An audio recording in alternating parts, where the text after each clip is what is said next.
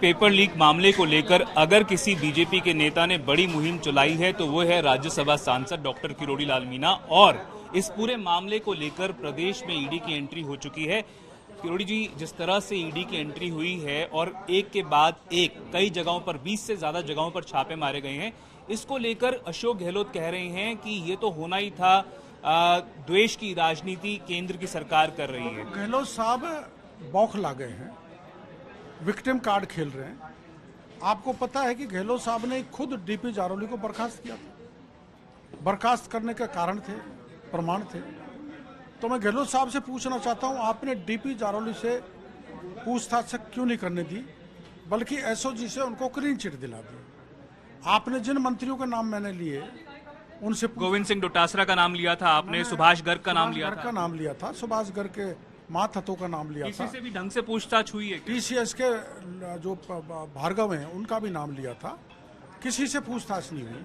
और एमएलएज का नाम मैंने नहीं लिए थे, पर संख्या बताई थी, उनसे भी पूछताछ नहीं हुई। तो एक मोटी सी भाषा में मगरमच्छों को छोड़ा, मछलियों को पकड़ा। एसओजी के जांच अधिकारी खुद लिप्त थे, उनसे भी पूछताछ नहीं की। इसलिए ईडी सही समय पे आई है। 8-10 महीने पुराना प्रकरण दर्ज हुआ था। पूरी जानकारी लेने के बाद ईडी घुसी है। मुख्यमंत्री जी को ऐसे बेबुनियाद तर्कहीन बयान नहीं देने चाहिए। ये चुनावी साल में बड़ा मुद्दा बनता हुआ नजर आ रहा है, न केवल बीजेपी पर। सचिन पायलट पार्टी के अंदर से आरोप लगाते आ रहे हैं। पायलट साहब ने लगाया, हेमा राम ने लगाया, राजेंद्र गोडा ने लगाया, जबी दुमान से प्रताप सिंह खाचरियावास भी बोलते हैं, कई मंत्री एमएलए बोल रहे हैं।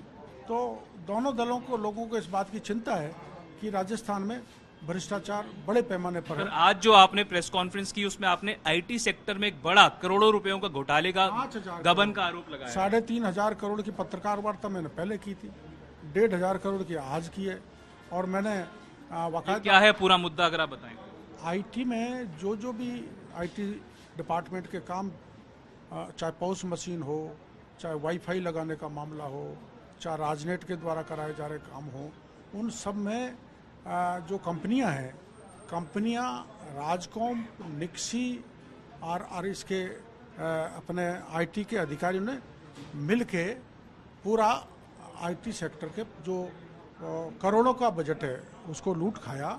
और उसके लिए अशोक गहलोत के रिश्तेदार क्या इसमें लिप्त हैं? मैंने अभी आपको एक नाम बताया, राजेश सैनी, जो आईटी सेल देखता है सीएम की, सीएमआर की, उसकी बेटी के नाम से करोड़ों का बिल का भुगतान राजकॉम्प ने किया है। और मुख्यमंत्री ने एसीबी को परमिशन नहीं दी 2 एफआईआर में। तो स्पष्ट है गहलोत साहब बदनीयत है, उनकी नीयत साफ नहीं। अशोक गहलोत के बेटे हैं वैभव गहलोत, फेयरमाउंट होटल में उसमें काले धन को सफेद करने का आरोप लगाते हुए आपने एक एफआईआर तक दर्ज करवा दी है और आपने कहा कि ईडी के पास जाएंगे आप इसको लेके। ये क्या पूरा मामला? ईडी को मैं दे आया, वो जानकारी मैंने आप परसों दूंगा।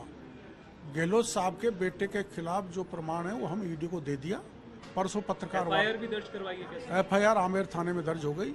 पत्रकार वार्ता में परसों सारे तथ्य उजागर कर देंगे।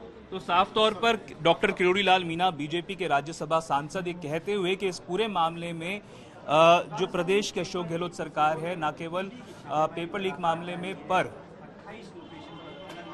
आईटी सेक्टर में बड़े घोटाले को लेकर भी इन्होंने आरोप लगाया है और गहलोत सरकार को कटघरे में खड़ा करने की कोशिश की है। कैमरा पर्सन मनीष के साथ मैं देवंकुर वधावन, जयपुर।